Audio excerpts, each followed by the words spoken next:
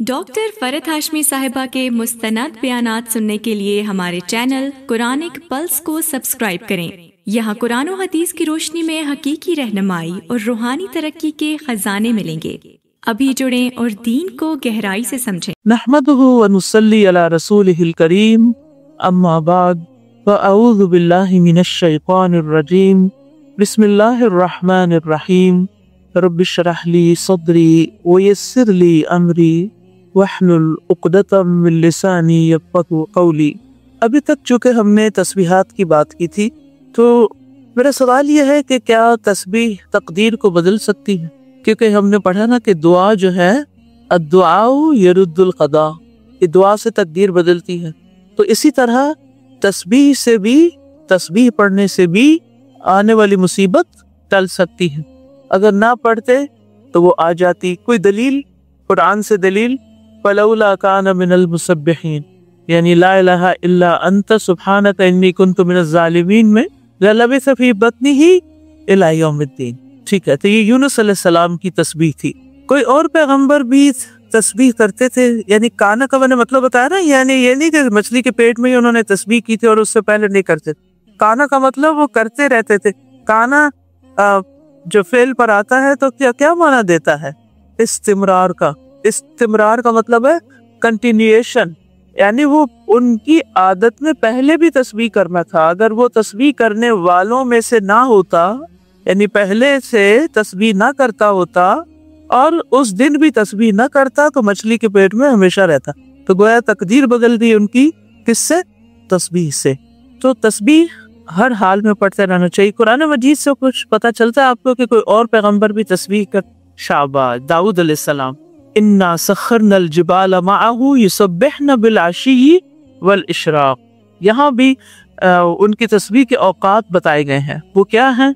अशी और इशराक, दिन का पिछला पहर, सूरज निकलने के बाद, और दिन के पिछले पहर भी। ठीक, मखलूकात में से और कौन तस्बीह करता है?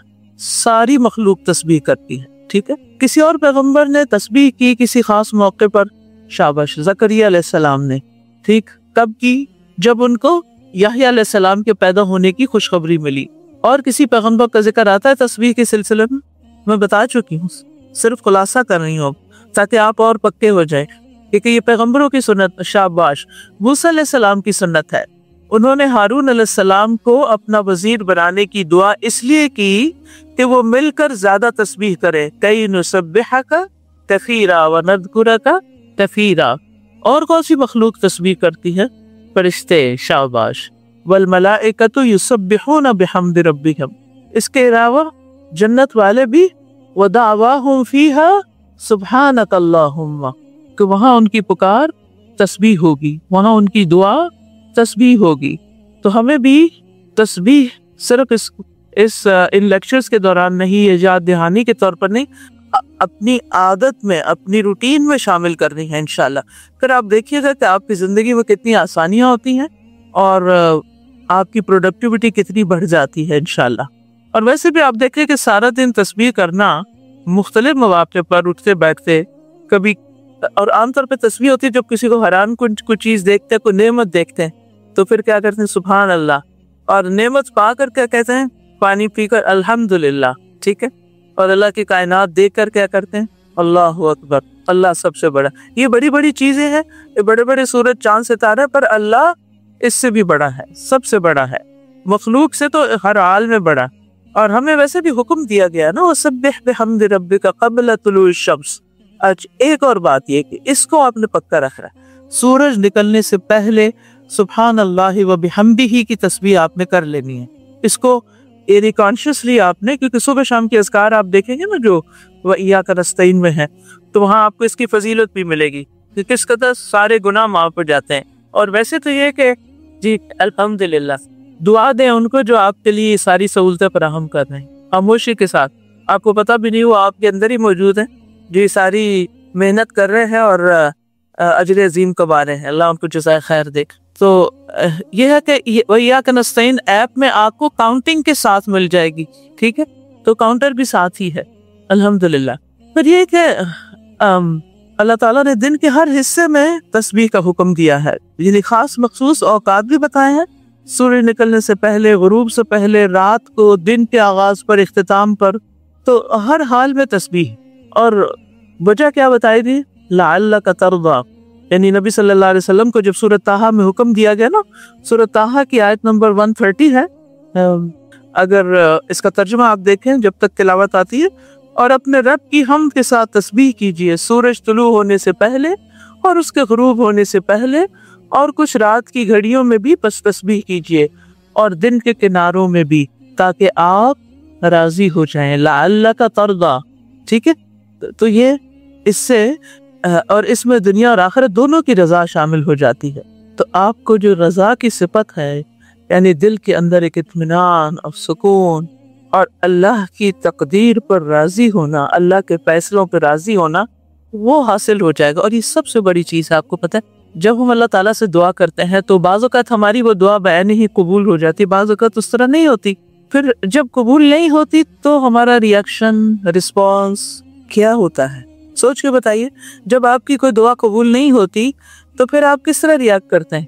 مایوسی، مایوسی، بے چینی، اضطراب۔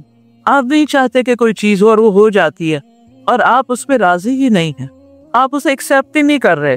کوئی فائدہ؟ تقدیر آپ کے ہاتھ میں، وہ تو اللہ کے پاس، وہ جو چاہے کرے، آپ اس کی مخلوق ہے، آپ پر اس کا فیصلہ چلے گا، اس پر آپ کا نہیں۔ تو بندے کی رضا کس میں ہے؟ اللہ کی رضا پر، اللہ کے فیصلوں پر راضی ہونے میں۔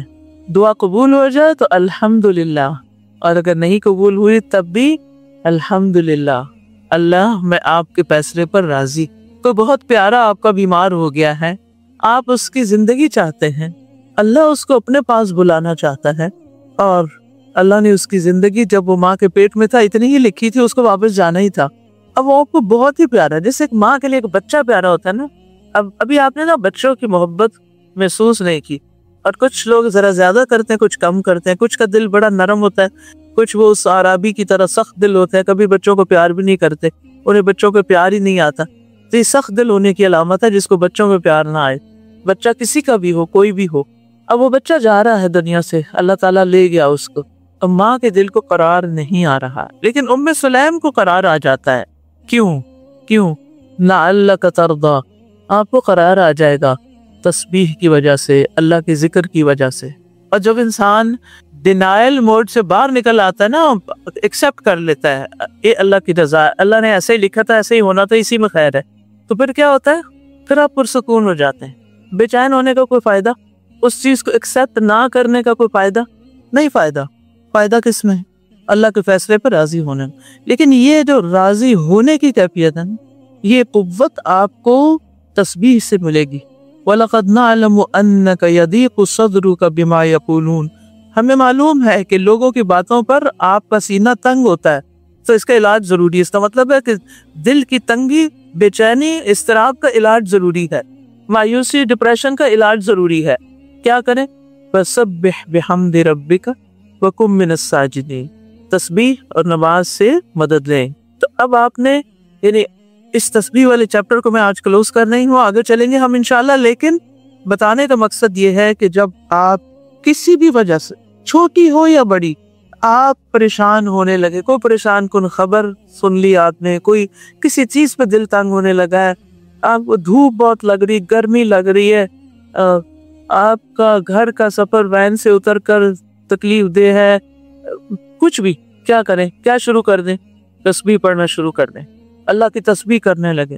اللہ آپ ہر عیب نقص سے پاک ہیں۔ اگر آپ نے اس وقت مجھے اس سچویشن میں رکھا ہے، یہ بھی میرے لیے بہت فائدے کی ہے، اس کے ذریعے مجھے نہیں پتا کیا کیا فائدے مجھے حاصل ہو رہے ہیں، میں تو صرف ظاہر کو دیکھ رہی ہوں کہ مجھے تکلیف ہو رہی ہے۔ تو بندہ پھر تکلیفوں پر بھی راضی ہو جاتا ہے، تکلیف برداشت کرنا آسان ہو جاتا ہے۔ بٹ یہ اسکل آپ نے سیکھنی ہے۔ اگر زندگی میں یہ چیز آ گئی نا تو بڑے مزے میں رہیں گے، بڑے بڑے حادثوں پر سکون میں رہیں گے، اور یہی دین کا فائدہ ہے، اور یہ دین کی روح ہے۔ صرف چیزیں پڑھ لینا، رٹ لینا، پیپر دے دینا اور کچھ کسی کو تقریر کر کے بتا دینا کافی نہیں۔ اندر جھانکے، یہاں میرے پاس کیا ہے، سارے علم کا نچوڑ میرے اندر کتنا ہے۔ اگر میرے اندر نہیں آیا اور میں ساری دنیا کو بتاتی پھر رہی ہوں، کوئی فائدہ نہیں۔ تو اپنی اصلاح سب سے پہلے، اور وہ اللہ کے ذکر سے، اللہ سے مانگ کے، ان اذکار کی پابندی کر کے اپنے آپ کو اپنی اللہ کا طرزہ پہ لے کر آنا ہے. ٹھیک ہے. تو اللہ تعالیٰ نے دل کی تنگی، غم، پریشانی کا علاج تسبیح میں بتایا ہے، لیکن ہم نے کتنے ہی مواقع ضائع کر دیے جب ہمیں فائدہ ہو سکتا تھا اور ہمیں فائدہ نہیں اٹھایا. اللہ تعالیٰ اپنے مومن بندیوں کی صفت یہ بیان کرتے ہیں تو وَالذَّاكِرِينَ اللَّهَ كَثِيرًا وَالذَّاكِرَاتِ. آج ہم کچھ اور تسبیحات پڑھیں گے. یہ بھی بے چینی کا، پریشانی کا علاج ہے. کانٹیکس کیا ہے؟ ہم نے شروع میں پڑھا تھا کہ جب بیماری ڈائگنوز ہو جائے، کسی کو پتہ چلے جی کینسر ہے اور کینسر رپورٹ گریڈ پہ ہے، یا کچھ اور اس طرح کا خوفناک، یا کہ آپ کو ہارٹ ڈیزیز ہو گئی ہے، یا شوگر ٹیسٹ کرائی اور آپ کہتے تھے مجھے تو کوئی شوگر نہیں، اور ٹیسٹ کرائی تو پتہ چلا ٹھیک ٹھاک بیمار ہو چکے ہیں آپ. اب یہ خبر آپ پر کیا بن کے گزرتی ہے؟ بجلی بن کے. اب اس کا مقابلہ کیسے کرنا ہے؟ اللہ کی طرف رغبت کرنا ہے. تسبیح کے علاوہ اور کون سے کلمات ہیں جو مددگار ہیں؟ انشاءاللہ ہم ان کی طرف پڑھیں گے. چلیے، سب سے اب پہلا ذکر آئے گا، اللہ کے سوا کوئی معبود برحق نہیں، بہت عزت والا، بہت بردبار ہے، وہ پاک ہے، اور اللہ بہت بابرکت ہے، عرش عظیم کا رب ہے، اور سب تعریف اللہ رب العالمین کے لیے ہے. مسند احمد کی روایت ہے، علی ابن ابی طالب رضی اللہ عنہ فرماتے ہیں کہ رسول اللہ صلی اللہ علیہ وسلم نے مجھے یہ کلمات سکھائے اور مجھے حکم دیا کہ جب مجھ پر کوئی مصیبت یا سختی نازل ہو تو میں یہ کلمات کہوں. آپ نے حضرت علی رضی اللہ عنہ کو خاص طور پر یہ سکھائے. کس موقع پر پڑھنے کے لیے؟ کسی بھی مصیبت یا سختی کے موقع پر. لا الہ الا اللہ الکریم الحلیم، سبحانہ و تبارک اللہ رب العرش العظیم، والحمد للہ رب العالمین. نیکسٹ دعا، اللہ کے سوا کوئی الہ نہیں جو بہت بلند، بہت عظیم ہے، اس کے سوا کوئی معبود برحق نہیں، بہت بردبار، بہت عزت والا ہے، اللہ پاک ہے، عرش عظیم کا رب ہے، اور سب تعریف اللہ رب العالمین کے لیے ہے. حضرت علی کہتے ہیں ایک مرتبہ رسول اللہ صلی اللہ علیہ وسلم نے فرمایا، کیا میں تمہیں ایسے کلمات نہ سکھا دوں کہ جب تم انہی زبان سے ادا کر لو تو تمہارے گناہ معاف کر دیے جائیں حالانکہ تمہارے گناہ معاف ہو چکے. یہ کلمات کہہ لیا کرو. اور آپ نے یہ دعا سکھائی. اس کے الفاظ بھی اوپر کے الفاظ سے ملتے جلتے ہیں. نیکسٹ، یہ صحیح بخاری کی روایت ہے، اللہ کے سوا کوئی الہ نہیں جو سب سے عظیم ہے، بہت بردبار ہے. اللہ کے سوا کوئی الہ نہیں جو عرش عظیم کا رب ہے. اللہ کے سوا کوئی الہ نہیں جو آسمانوں کا رب، زمین کا رب اور عرش کریم کا رب ہے. ان تینوں کلمات میں الفاظ ملتے جلتے ہیں، لیکن ان میں سب سے زیادہ اوتھینٹک بخاری کی روایت ہے. آپ چاہیں تو تینوں پڑھیں معمول میں، اور چاہیں تو پریشانی، تکلیف کے وقت، سختی کے وقت بخاری کا ورژن زبانی یاد کر کے اس کو پڑھ لیں. ان دونوں آپشنز ہیں. ابن عباس رضی اللہ عنہما سے روایت ہے کہ رسول اللہ صلی اللہ علیہ وسلم پریشانی کی حالت میں یہ دعا پڑھتے تھے. یہ آپ کا اپنا معمول تھا. لا الہ الا اللہ العظیم الحلیم، لا الہ الا اللہ رب العرش العظیم، لا الہ الا اللہ رب السماوات و رب الارض و رب العرش الکریم. تو گویا کسی بھی پریشانی اور مصیبت کے وقت اگر یہ ذکر کیا جائے تو اللہ تعالیٰ اس مصیبت سے نجات دیتے ہیں. کوئی درد ہو رہی ہے آپ کو، آپ کے پیٹ میں درد شروع ہو گئی، کریمپس پڑ رہے ہیں، سر میں درد ہو رہی ہے، کوئی اور بیماری آ گئی، آپ کا ہاتھ کچن میں کام کرتے ہوئے جل گیا اور شدید تکلیف ہو رہی اور کام بھی کرنا ہے، یا اتنی زیادہ بارش ہو گئی ہے کہ چھت ٹپکنے لگ گئی ہے، یا راستے میں کہیں سٹک ہو گئے ہیں، گاڑیاں بند ہو گئی ہیں، پانی اوپر چڑھنا شروع ہو گیا ہے، یا اچانک کہیں آپ نے ہٹ کر دیا یا کسی نے آپ کو ہٹ کر دیا، کسی جگہ جا کر سٹک ہو گئے، ایئرپورٹ پہ سٹک ہو گئے، کہیں ایک بھی بیماری اور تکلیف اور پریشانی اور بے چینی کی کئی صورتیں ہوتی ہیں نا. یہ تو میں نے صرف چند سیناریو آپ کو بتائیں. پیپر ہونے والا ہے اور آپ بار بار ہائے آج میرا پیپر ہے، دعا کرے پیپر اچھا ہو جائے. اماں کو پریشان کیا، ابا کو کیا ہوا، ہر راہ چلتے بندے کو کیا ہوا ہے، کیا ہے بھائی کیوں لوٹ پوٹ ہو رہے ہیں. کچھ لوگ زیادہ حساس ہوتے ہیں، کچھ لوگ پرواہ نہیں کرتے، وہ جا کے سو جاتے اور پھر اٹھ کے بیٹھ جاتے لکھنے پڑھنے. وہ جو انہوں نے پڑھا ہوتا ہے نا وہ سونے سے وہ سارا ریٹین ہو جاتا ہے میموری میں، پھر پیپر آسان ہو جاتا ہے. اور جو زیادہ بے چین ہوتے ہیں اور لکھتے وقت بھی بے چین رہتے ہیں، پھر ان کے لیے مشکل پیدا ہو جاتی ہے۔ اب آپ دیکھیے کہ اس دعا میں کوئی سوال نہیں کیا گیا، صرف ذکر کیا گیا اور اللہ تعالیٰ کی شان اور اللہ تعالیٰ کے عظمت کا ذکر ہے کہ وہ رب ہے، وہ کیسا رب ہے، اس کی ربوبیت الوہیت کا ذکر ہے، اس کی صفات کا ذکر ہے، الہ میں اس کی توحید الوہیت ہے، رب میں ربوبیت ہے، العظیم الحلیم العلی الکریم میں اس کے اسماء و صفات ہیں، اور اس میں اللہ تعالیٰ کے عرش کی بھی 2 صفات آئی ہیں، کریم اور عظیم، یعنی وہ عظیم ہے کہ بہت بڑا ہے، اور کریم ہے کہ جو بہت خوبصورت بھی ہے۔ کریم حسین و جمیل کے لیے بھی آتا ہے، یعنی اس کے سائز، اس کا رنگ، اس کی شیپ، وہ سب بھی کچھ خوبصورت ہے، وہ بہت معزز بھی ہے، ساری مخلوقات کی چھت ہے، تو اس کا واسطہ دے کے بات کی جا رہی ہے، اور بس مانگا کچھ بھی نہیں، کیونکہ اللہ کو پتا ہے کہ آپ کو کیا چاہیے، آپ صرف اس کا ذکر کر رہے ہیں، کیونکہ جب آپ اللہ تعالیٰ کی تعریف شروع کر دیتے ہیں تو اللہ تعالیٰ آپ کو مانگنے والوں سے بھی زیادہ بہتر عطا کرتا ہے، زیادہ اچھا ملتا ہے۔ 2 طرح کے رویے ہوتے ہیں نا، پہلے بھی میں نے یہ بات ذکر کی تھی۔ ایک یہ کہ آپ کسی سے کہ مجھے یہ چاہیے، مجھے یہ دے دو، مجھے وہ دے دو، مجھے وہ دے دو، یہ چیز دوسرے کو کیا کرتی ہے؟ افینڈ کرتی ہے۔ اگر اللہ تعالیٰ کو یہ بھی پسند ہے کہ آپ مان دیں، اللہ کو مانگنا ہمارا پسند ہے، جو کہ ہم کم مانتے ہیں اور لوگوں کو پسند نہیں اور زیادہ مانتے ہیں ہم ان سے۔ اچھا، ایک یہ ہے کہ آپ صرف اس کی رسپیکٹ کریں، اس کی تعریف کریں، اور وہ خود اپنی مرضی، اپنی پسند، اپنی محبت سے آپ کو کچھ دے، کیا بہتر ہے؟ اللہ تعالیٰ کے سامنے تو دونوں ہی بہتر ہیں، لیکن ان 2 میں سے یہ زیادہ طریقہ بہتر ہے کہ آپ اللہ کی تعریف شروع کر دیں، تسبیح شروع کر دیں، توحید، اللہ تعالیٰ کی وحدانیت کا ذکر کرنا شروع کر دیں، اللہ تعالیٰ کی اچھی اچھی صفات کا ذکر کریں۔ تو لاجک سمجھ آ گیا کہ اس کو دعا کیوں کہا گیا؟ یہ دعائے عبادت ہے، ٹھیک ہے؟ تو اس دعا کی وضاحت ہم کریں گے۔ لا الہ الا اللہ الکریم الحلیم، اللہ کے سوا کوئی الہ نہیں جو الکریم الحلیم ہے۔ الکریم جو لفظ ہے یہ کاف را میم سے ہے، کرم، جس کا مطلب ہوتا ہے نفع پہنچانا، اور اس طرح نفع پہنچانا کہ کسی کی تذلیل نہ ہو اس میں، اور جو نفع پہنچایا جائے وہ بھی بہت اعلیٰ قسم کا ہو۔ کریم کا لفظ کئی معنوں میں استعمال ہوتا ہے، جیسے وسیع الظرف، ہر اس چیز کی صفت جو اپنی ذات میں عمدہ ہے، یعنی آرگینکلی عمدہ ہے۔ پھر معزز، پھر مہمان نواز انسان کے لیے بھی استعمال ہوتا ہے، بہت کریم النفس ہے، معاف کر دینے والے جو لوگ ہوتے ہیں۔ کریم النفس جو ہوتے ہیں، وسیع دل کے مالک، وسیع الظرف جس کو کہتے ہیں، اس کا ظرف بڑا وسیع۔ ظرف کس کو کہتے ہیں ویسے؟ ظرف کیا ہوتا ہے؟ برتن ہوتا ہے، دل بھی برتن کی طرح نا، یعنی اس کا اندر بڑی وسعت ہے اس شخص کے۔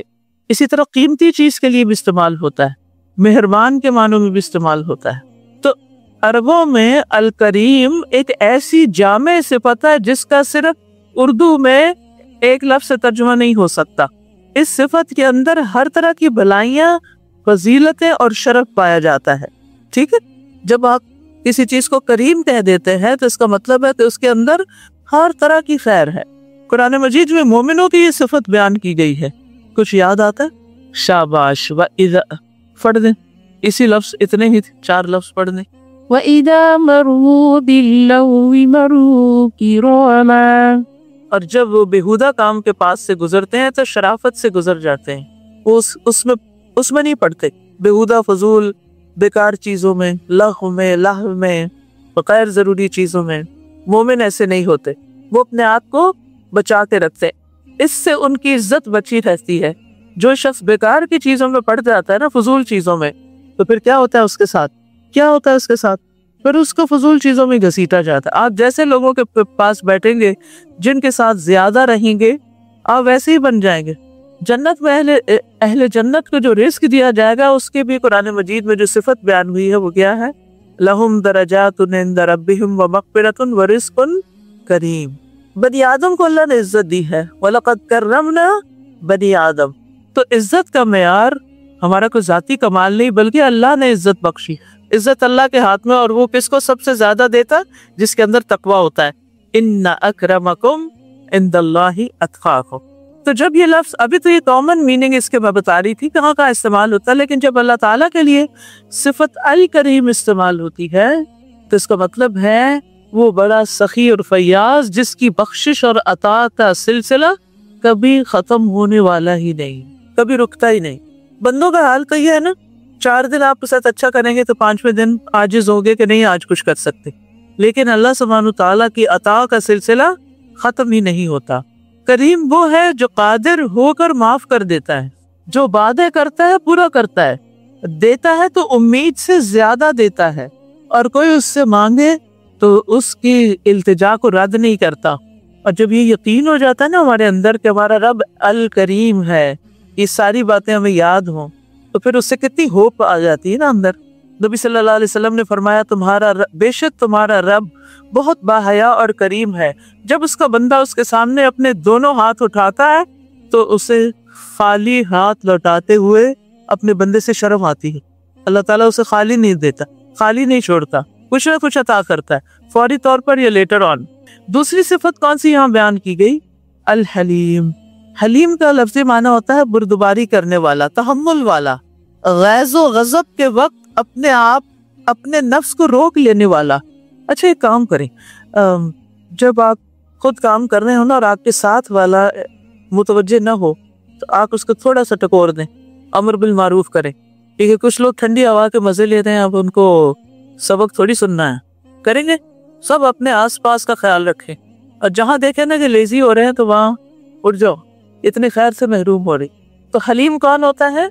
जो गैज़ो गज़ब के वक्त अपने आप को, अपने नफ्स को रोक लेता है, वो शख्सियत जिसमें जल्दबाजी ना हो। हलीम कौन होता है? जिसमें जल्दबाजी नहीं होती, जिसमें तहम्मुल होता है, जिसमें सुनने का हौसला होता है, किसी भी अमल के मुकाबले में फौरी रिएक्शन नहीं करता, सारी बात सुन लेता है और फिर उसके बाद अपना ओपिनियन देता है, फौरी तौर पर रिएक्ट नहीं करता। तो ऐसी शख्सियत जो जल्दबाजी से काम खराब ना कर दे, जिसे अपने आसाब पर काबू हो, जो फौरी रद्द अमल से अपने आप को रोक ले, ठंडे दिमाग से फैसला करे, वो जो जज्बात से मगलूब ना हो। ठीक है, इस पर अपने आप को परखें हम, है हमारे अंदर ये क्वालिटीज हैं? ना सोच रहे हैं कि पता नहीं क्या, पता हो ही नहीं है हमारे अंदर, क्योंकि हमने ये सीखी नहीं, हमने इनका फायदा ही नहीं जाना, हमें ये पता ही नहीं कि अल्लाह ताला को ये कितनी पसंद है, कि वो सिफात है जो अल्लाह ताला ने अपने लिए पसंद की है और अपना नाम अल हलीम बताया है। ला इलाहा इल्लल्लाहुल करीमुल हलीम। अल्लाह ताला की ये सिफत इंसानों के हक में बड़ी नेमत है। अगर अल्लाह ताला अल हलीम ना होता तो क्या होता? सब कुछ ठप हो चुका होता, सब खत्म हो चुके होते। बंदों की हरकतों पे अगर वो फौरी पकड़ता, हमारे गुनाहों की वजह से अगर हमें फौरन पकड़ता, तो फिर क्या होता? हम हलाक हो चुके होते, जमीन और आसमान फट चुके होते, क़यामत आ चुकी होती। तो अल्लाह ताला बंदों को मोहलत देते रहते हैं, मौक़े देते रहते हैं। कुरान मजीद में ये सिफत किसी पैगंबर के लिए भी इस्तेमाल हुई है, वो कौन? इब्राहीम अलैहिस्सलाम, यस। इसी तरह और शुएब अलैहिस्सलाम, इस्माइल अलैहिस्सलाम, इनके अंदर ये सिफत सहाबा में से भी थी। वो एक था ना अशज, जिनका नाम था फैसल अशज, मुझे हमेशा याद रहता, बाकी नहीं रहता। ओके, तो उनके अंदर भी ये सिफत थी, तो नबी सल्लल्लाहु अलैहि वसल्लम ने उनको इस पर अप्रिशिएट भी किया था। ठीक है, क्योंकि जिस शख्स के अंदर हिल्म नहीं होता ना, वो बहुत जल्दी गुस्से में आ जाता है, चिड़चिड़ा होता है, बदमिजाज होता है, उसमें बर्दाश्त नहीं होती, और फिर वो सारी ये हरकतें कर चुकता है तो वो डिप्रेशन और मायूसी में चला जाता है।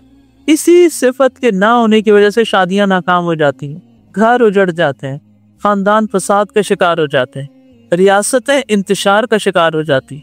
तो ये सिफत बहुत जरूरी सिफत है, और इसके दर्जात भी होते हैं। जैसे हर सिफत के दर्जात होते हैं ना, कोई जो पहले नंबर पे होता है, कोई दूसरे पे, कोई तीसरे पे।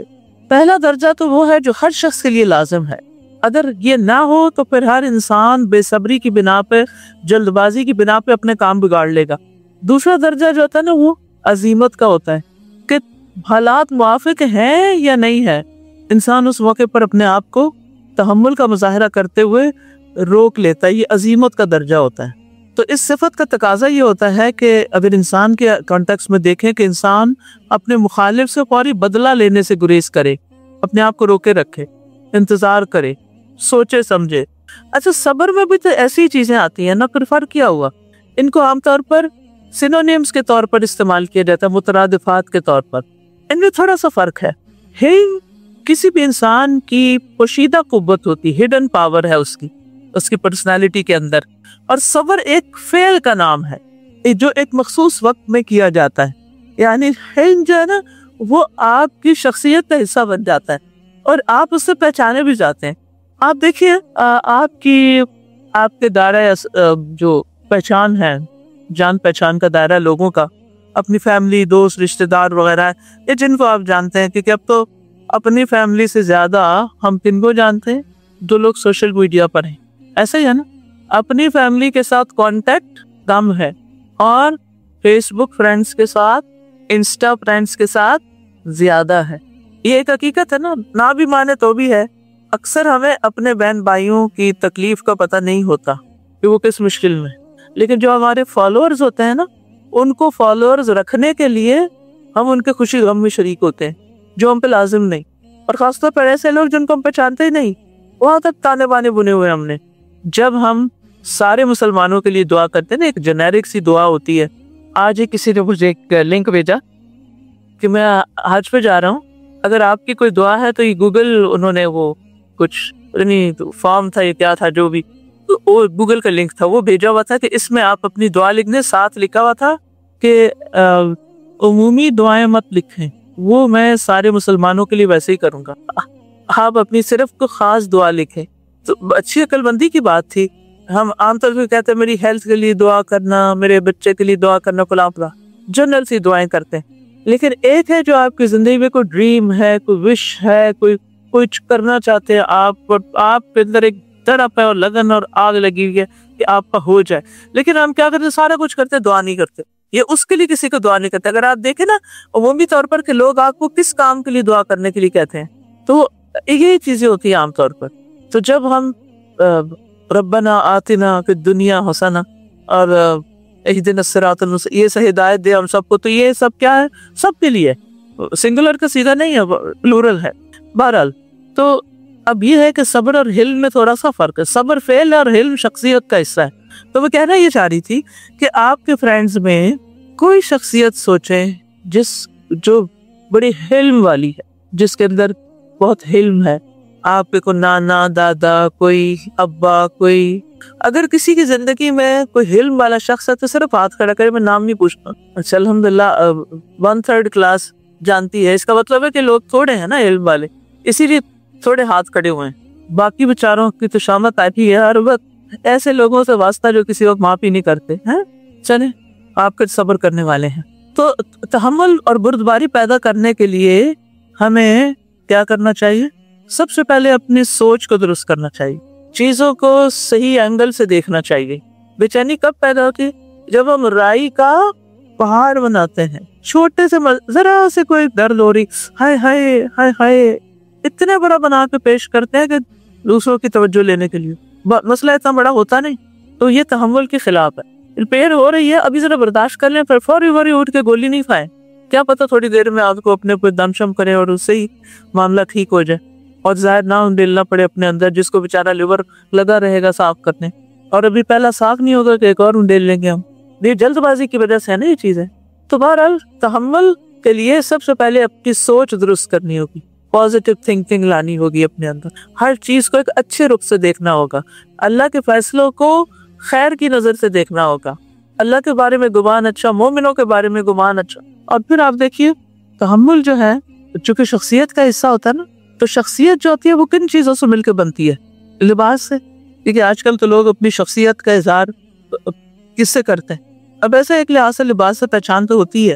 اس کا تعلق غذا سے بھی ہے. بعض غذائیں جب آپ کنٹینیوسلی کھاتے ہیں، جیسے بچے شوگر بہت کھاتے رہتے ہیں، تو وہ کیا متحمل مزاج بن جاتے ہیں؟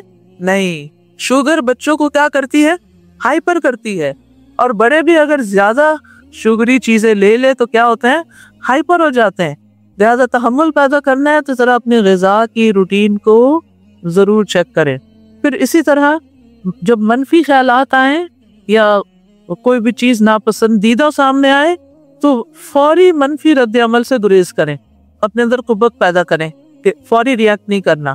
پھر اس کے لیے اللہ پہ بھروسہ ہونا اور توکل ہونا بڑا ضروری ہے کہ اللہ ہے نا، وہ ٹھیک ہو جائے گا معاملہ، اتنی گھبرانے کی کیا ضرورت ہے. اور سب سے آخر میں دعا. اللہ سبحانہ وتعالیٰ نے جو یہ ساری کہانی میں نے آپ کو کیوں بتائی ہے کہ جو بات تو اللہ کے تحمل کی ہو رہی ہے، حلم کی، اور آپ سوچ رہے ہوں گے کہ یہ لے رہی ہیں بندوں کے تحمل پہ، کیونکہ جو صفات اللہ تعالیٰ نے اپنے لیے پسند کی ہیں وہ اللہ تعالیٰ اپنے بندوں میں بھی دیکھنا چاہتا ہے۔ اگر اللہ تعالیٰ الکریم ہے تو وہ بندوں میں سے کس کو پسند کرے گا؟ بخیل کو؟ نہیں۔ اگر وہ الحلیم ہے تو بندوں میں سے بھی کسے پسند کرے، کس سے محبت کرے گا؟ جن کے اندر یہ صفت ہو۔ تو اس لیے ہم نے اپنے اندر بھی یہ چیزیں لانی۔ نیکسٹ اس کا حصہ ہے سبحانہ و تبارک اللہ رب العرش العظیم۔ سبحانہ تو آپ جانتے ہیں یہ پاک ہے، وہ تبارک اللہ، برکت کی بات ہوئی۔ برکت کیا ہوتی ہے؟ خیر کی کثرت اور دوام، چیزوں کا بڑھنا، جتنی نظر آتی ہیں اس سے زیادہ اس کا فائدہ ہونا۔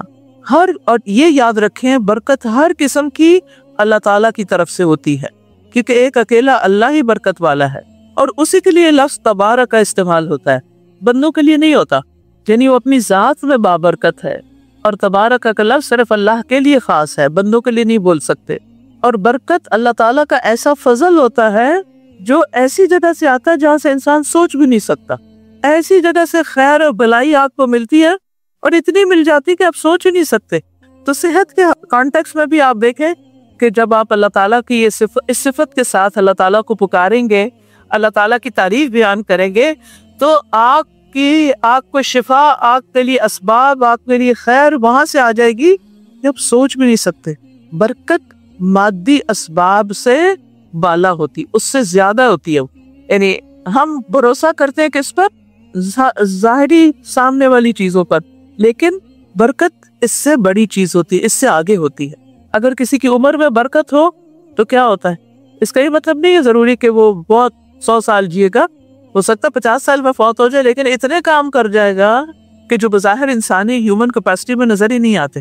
اگر اولاد میں برکت ہو تو یہ ضروری نہیں کہ آپ کے 10 بچے ہوں، اگر تھوڑے بھی ہیں تو اللہ تعالیٰ ان سے ایسا کام لے گا، ایسے وہ آپ کے لیے صدقہ جاریہ بنے گی کہ آپ حیران ہو جائیں گے۔ اسی طرح بیوی بھی بابرکت ہو سکتی ہے، اور منحوس بھی ہو سکتی۔ کون سی عورت بابرکت ہوتی ہے؟ وَجَعَلَنِي مُبَارَكًا أَيْنَمَا كُنتُ، میں جہاں بھی ہوں اللہ نے مجھے بابرکت بنایا یا بنا دے۔ جعل فعل ماضی بعض اوقات وہ دعا کے معنوں بھی استعمال ہوتا ہے۔ اچھا، تو جب انسان کے تو اس سے کیا ہوتا ہے؟ گھر میں خوشی آ جاتی ہے۔ بابرکت عورت یا بابرکت شوہر کی وجہ سے گھر کے اندر ضروری نہیں کہ آپ محل میں رہتے ہوں، کٹیا میں بھی رہتے ہوں کہ خوش رہیں گے، یہ کسی کی برکت ہوتی ہے۔ یعنی اللہ کی اس چیز میں اللہ برکت ڈال دیتا ہے تو اس کا فائدہ ہوتا ہے۔ پھر اسی طرح جب اعمال میں برکت ہو تو وہ بھی خالص اللہ کے لیے ہو جاتے ہیں اور سنت کے مطابق ہوتے ہیں۔ بس یہ پکا یاد رکھنا، برکت صرف اللہ کی طرف سے ہوتی، اللہ کسی چیز میں ڈالے تو ہوتی ہے ورنہ نہیں ہوتی۔ بندے نہیں برکت دیتے کسی۔ کیا یہ کہنا چاہیے I need your blessings؟ بتائیے کیا سمجھتے ہیں جو ابھی تک بات ہونی تھی؟ I need your blessings کیا مطلب ہے اس کا؟ بلیسنگ برکت کے لیے سوال ہوتا ہے نا، ساری بلیسنگز کا مالک اللہ ہے، اس سبب بنتا ہے اس کے ذریعے کسی کو بہت کچھ دے دیتا ہے۔ پانی میں برکت اللہ ڈالتا ہے، اس کی ذاتی صفت نہیں ہے، وہ تو پانی ہے بیچارہ، اللہ ڈالے گا۔ تھوڑا سا کھانا بھی سب کے لیے پورا گیا، اس کھانے میں برکت تھی، سوچنا کہ اللہ نے دی، یہ اس نے خود سے خود نہیں وہ کچھ کر لیا۔ اسی طرح انسان بھی، ان کے ہاتھ میں کچھ نہیں، سب کچھ صرف اللہ کے ہاتھ میں ہے۔ تو قرآن میں بلکہ سبا کے تخت کی صفت بیان کی گئی کہ وہ بہت بڑا ہے، بہت بڑے تخت کی مالک۔ سلیمان علیہ السلام بھی بادشاہ تھے، لیکن جو اللہ والے بادشاہ ہوتے ہیں یا اللہ سے ڈرتے ہیں، یا جو بندے بھی جب وہ حکومت اور اقتدار میں آتے ہیں تو وہ کس چیز سے پرہیز کرتے ہیں؟ بہت آن بان شان سے۔ اور جن کے دل میں اللہ کا ڈر نہیں ہوتا، جو اللہ والے ہوتے ہیں نا، انہیں اللہ سے ڈرتے ہیں، جن کے اندر تقویٰ ہوتا ہے، ان کو یہ یقین ہوتا ہے کہ اگر ہم اللہ سے ڈرتے رہے تو اللہ تعالیٰ اس تقویٰ کی بنا پر ہمیں عزت عطا کرے گا۔ ان اکرمکم عند اللہ اتقاکم۔ ان کے لیے عزت حاصل کرنے کا معیار کیا ہوتا ہے؟ تقویٰ ہوتا ہے، لہٰذا ان کی ساری توجہ تقویٰ کی طرف چلی جاتی۔ اور جو ظاہری اسباب اور وسائل کو اپنی شان و شوکت اور عزت کا سبب بناتے ہیں، ان کی توجہ کس پہ ہو جاتی؟ ظاہری چیزوں پر، نمود و نمائش پر، جیسے قارون نے کیا۔ جب مال ملا تو کیا کیا؟ نمائش، اور نتیجہ کیا نکلا؟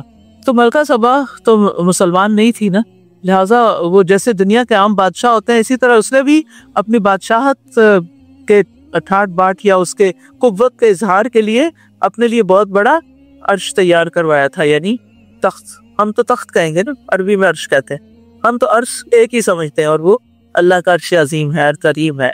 तो अल्लाह ताला ने क्या बताया कि वो अर्श, अल्लाह ताला का अर्श क्या है? अजीम है, वो करीम है, इज्जत वाला है, मुअज्जज है। अर्श की भी इज्जत है। और कुर्सी जो है वो अर्श के अलावा है, और कुर्सी जमीन और आसमानों से बड़ी है। वसिअ कुर्सियुहुस समावाति वल अर्द, और अर्श कुर्सी से भी कहीं बड़ा है। अगर कुर्सी आसमानों जमीन के से ज्यादा वसी है तो फिर यानी सातों आसमान और जमीनें जो है, जितने भी सितारे सैयारे हैं, दूसरे लफ्जों में वो अल्लाह की कुर्सी के सामने ऐसे हैं जैसे किसी सहरा में एक रिंग पड़ी हो, और अल्लाह के अर्श के सामने वो कुर्सी ऐसे है जैसे किसी सहरा में एक छोटी सी रिंग हो। तो अर्श कितना बड़ा होगा। और वो रब भी इज्जत वाला है।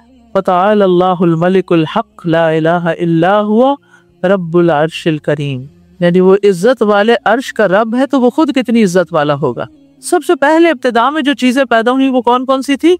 आसमान और जमीन की तख्लीक से 50,000 साल पहले भी अल्लाह ताला अर्श पर मुस्तवी थे। रसूलुल्लाह सल्लल्लाहु अलैहि वसल्लम ने फरमाया, अल्लाह ताला ने आसमानों और जमीन को पैदा करने से 50,000 साल पहले मखलूकात की तकदीरें लिख दी थी, यानी कलम बन गया था, लिखी गई थी, और उसका अर्श पानी पर था। नहीं अभी कोई वजूद में नहीं है। मसलन ये इस वक्त जहाँ हम बैठे हैं ना, इसका इल्म अल्लाह ताला को अभी नहीं, ये अब हमने किया तो अब हो रहा है। ये कब से था? दुनिया बनने से भी 50,000 साल पहले, बल्कि हमेशा से ही। जी हाँ, अर्श की मिकदार को अल्लाह के सिवा कोई नहीं जानता। ये जो 7 आसमान है ना, 7 आसमानों पर पानी है और पानी के ऊपर अर्श है। वकाना अर्शुहु अलल मा, और 7वें आसमान और अर्श के दरमियान 70,000 हिजाब हैं। 7वें आसमान के ऊपर क्या है?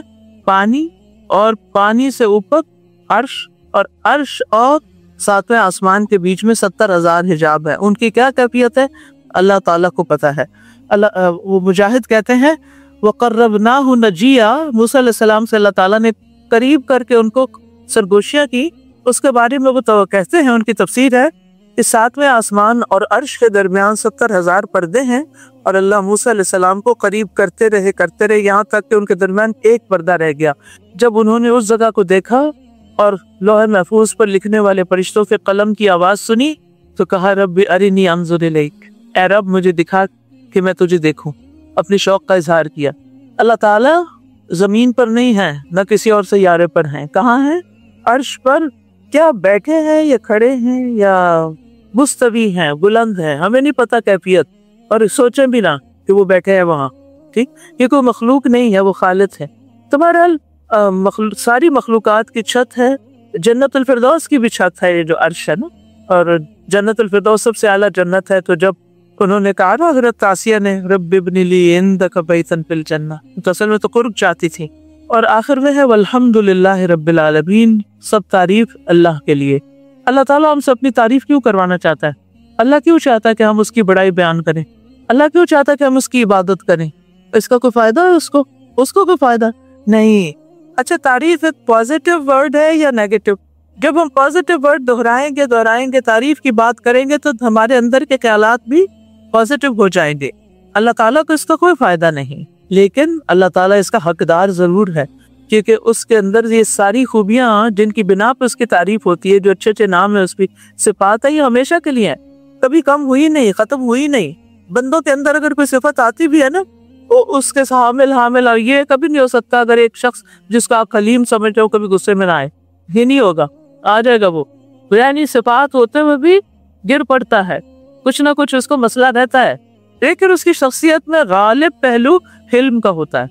तो जब हम कहते हैं ना सारी तारीफ है अल्लाह रब्बुल आलमीन के लिए हैं, तो फिर इसका मतलब ये है कि हमारे अंदर तकब्बुर और खुद पसंदी और ईगो, इनकी नफी होती जाती, क्योंकि इन चीजों की ग़िज़ा क्या है? तारीफ पसंद करना, अपने लिए तारीफ पसंद करना, बस लोग मेरी तारीफ करते रहे। अच्छा, जब कोई आपकी तारीफ करता है तो आप क्या कहते हैं? उसको क्या कहते हैं? क्या रिस्पॉन्स होना चाहिए? अच्छा चलो, लोग क्या कहते हैं वो अपने बारे में तो नहीं बताएंगे आप, चलो लोगों में तबसरा आसान होता है, क्या कहते हैं? थैंक यू, ऐसे कहते हैं। आपका दुपट्टा बड़ा खूबसूरत है, थैंक यू, आपने बनाया था, सिर्फ आपने ओढ़ा है, ठीक है, सारा कुछ तो पीछे कहीं और से आ रहा है, हो सकता है आपने खुद खरीदा भी ना हो, आपके हस्बैंड या पेरेंट्स ने ला के दिया हो। तो हम किस वजह की तारीफ मांग रहे हैं, चाह रहे हैं, या डिमांड कर रहे हैं, या एक्सपेक्ट कर रहे हैं, या इंतजार में बैठे हुए हैं।